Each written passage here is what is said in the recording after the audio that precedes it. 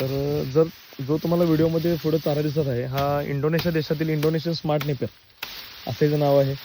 बाहुबली, मक्का cross, BH15, BH11 आणि परत भरपूर स्मार्ट नेपियर, कोण इंडोनेशिया, असं भरपूर नाव आहे त्याला. पण एक नीट नाव आहे इंडोनेशियन स्मार्ट नेपियर ग्रास. तर ह्याला ऊस आणि मका क्रॉस असतं. तर काही अशा पद्धतीत दिसतं. आणि आज 25 डिसेंबर आहे, मी हा व्हिडिओ करत आहे. तर सध्या लाईव्ह प्लॉट आहे, बघू शकता. थंडीमध्ये कुठलाही नेपियर असू दे, कितीही चांगला असू दे, त्याला तुरा हा येतोच. तो वरच्या साईडला त्या फुलासारखं जे दिसत आहे ते तुरा आहे त्याचा. तर काही अशा पद्धतीने आता आपण कापणी घेत आहोत. आणि हा 2 वर्षाचा प्लॉट आहे माझा, बघू शकता. तर मी लावताना त्यावेळेस ही 5 फुटी सरी आहे. ज्यातलं हे आडवं अंतर जे आहे हे 5 फूट आहे. आणि जे मी स्टिक टू स्टिक लावलं होतं ते 2.5 ते 3 फुटावर एक स्टिक लावलं होतं.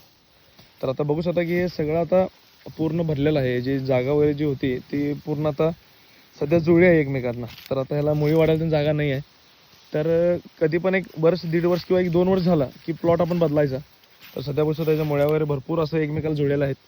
तर काही अशा पद्धतीची क्वालिटी असते इंडोनेशियन स्मार्ट नेपियर अशी, किंवा अशा पद्धतीचं येतं. थंडीमध्ये पण खूप चांगली वाढ आहे, बघू शकता.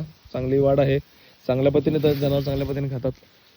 काही 3 ते 4-5 फूट उंची झाली, एक 5 फूट उंची झाली की तसं पद्धतीने थोडंसं खालचा पाला वाळतो, वरचा पाला हिरवा राहतो. तरी पण कुट्टी करा किंवा कुट्टी न केला तरी पण जनावर खूप आवडीने खातात. आणि ही वैरण खूप चांगली आहे. तर याची स्टिक किंवा कांडी किंवा बियाणे कुठेही पाहिजे असेल तुम्हाला ऑल ओव्हर महाराष्ट्रात, तर ट्रॅव्हल्स, रेल्वे पार्सल किंवा कुरिअर मी तुमच्यापर्यंत पाठवू शकतो.